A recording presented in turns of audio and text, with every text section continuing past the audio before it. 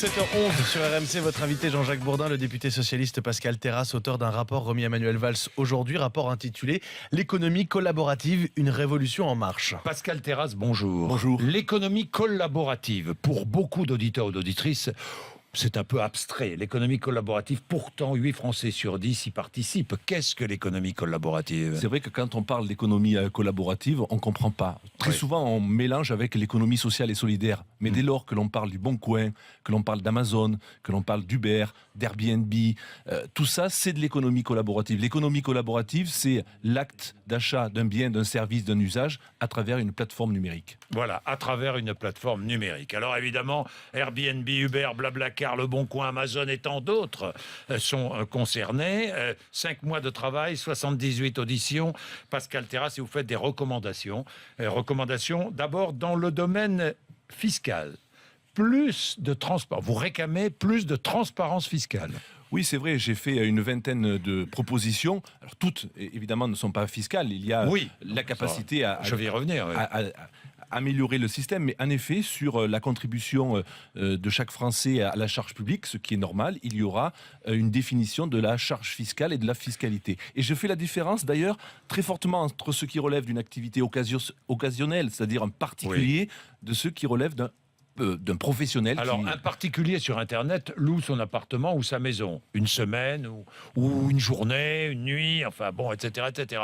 Est-ce qu'il est dans l'obligation de déclarer au fisc aujourd'hui ? Non, il n'est pas obligé dès lors qu'il s'agit de sa maison, de son habitation principale, sa résidence principale. Il n'est pas obligé. Est-ce que vous recommandez une déclaration fiscale ? Non, je ne demande pas une recommandation fiscale dès lors qu'il s'agit de quelque chose de très occasionnel et qu'il s'agit de sa maison personnelle. À partir du moment où on va louer sa résidence secondaire, ou à partir du moment où on va louer très régulièrement même sa maison personnelle... Mais qui va mesurer ce qui est régulier et ce qui est irrégulier ? C'est très simple. Chacune des plateformes demain communiqueront l'ensemble de ces éléments au fisc. Et c'est le fisc qui décidera si oui ou non ça doit être fiscalisé. Bon, donc certains vont avoir une surprise quand même. Parce que certains, par exemple à Paris ou dans d'autres grandes villes touristiques, lorsqu'on loue son appartement, je ne sais pas moi, une semaine par mois ou 2 semaines par mois, son appartement ou sa maison, évidemment, va être un peu... Non, parce que là, ils ne seront pas fiscalisés.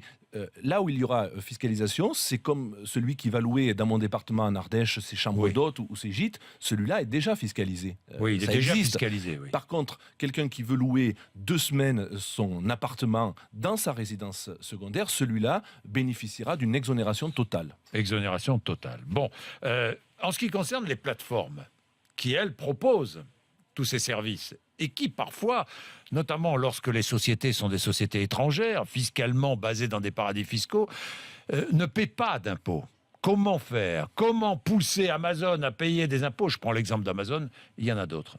Oui, il y a une véritable évasion fiscale, on le sait. Cette évasion fiscale, d'ailleurs, elle ne touche pas que la France, elle touche beaucoup de pays. Oui. Et le G20 à Antalya, au mois de novembre dernier, est tombé d'accord pour dire qu'il fallait que maintenant, chaque établissement qui a une activité sur un territoire donné paie des impôts sur ce territoire. Mais comment faire ? Et donc, les États sont en train de s'entendre, et donc il faut qu'il y ait de l'information entre États. On est arrivé à le faire pour la TVA à partir du 1er janvier 2016, donc la TVA c'est acté maintenant au niveau européen, il faudra aller plus loin. Cette évasion fiscale est tout simplement une escroquerie en réalité à la fiscalité. On vient de voir que les Anglais viennent de mettre une forte pénalité à Google de 180 millions d'euros. L'Italie l'a fait, ça sera vraisemblablement au tour de la France de faire rapidement entrer l'argent. Rapidement, oui, c'est très important et je le demande, et dans mon rapport d'ailleurs j'insiste beaucoup pour que cette efficacité fiscale disparaisse.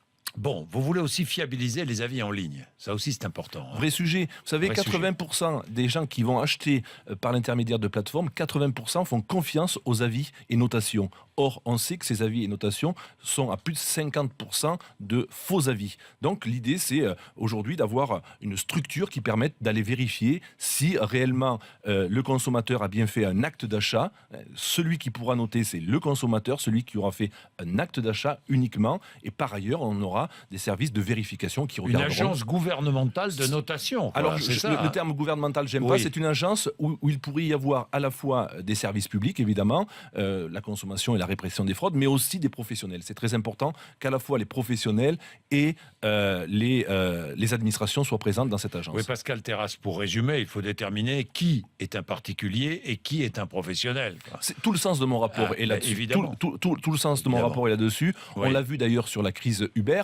Ce que les taxis ont reproché, c'était surtout Uber Pop, parce qu'on avait affaire à des gens qui ne faisaient pas leur métier et donc prenaient leur propre véhicule et circulaient à maraudage jour et nuit. Ça, c'est pas acceptable. À partir du moment où l'on rentre dans un cadre normal, qui est celui de la formation, celui de la licence, celui de payer ses impôts, à ce moment-là, on est dans un cadre totalement concurrentiel. On ne peut pas être contre la concurrence. Quand est-ce que le gouvernement va légiférer Alors, un il y a projet de plusieurs- loi est en préparation ou Oui, pas il y a un projet de loi qui était en préparation, c'est la fameuse loi Oui. Noé. Oui, je me souviens, Noé, elle a disparu celle-là. Noé a disparu, Oui. donc mon rapport servira à nourrir le débat autour de la loi El Khomri sur la révolution autour du travail, et puis j'abonderai certainement des articles qui seront inscrits dans le cadre de la République numérique, qui est un texte de loi qui va venir Avec des propositions de loi que Absolument, vous déposerez, avec ou des des amendements. amendements et propositions de loi. Et puis certains d'ailleurs de ces projets ne seront peut-être pas retenus par le gouvernement. Moi je ne fais que des propositions, c'est pas une loi que je propose.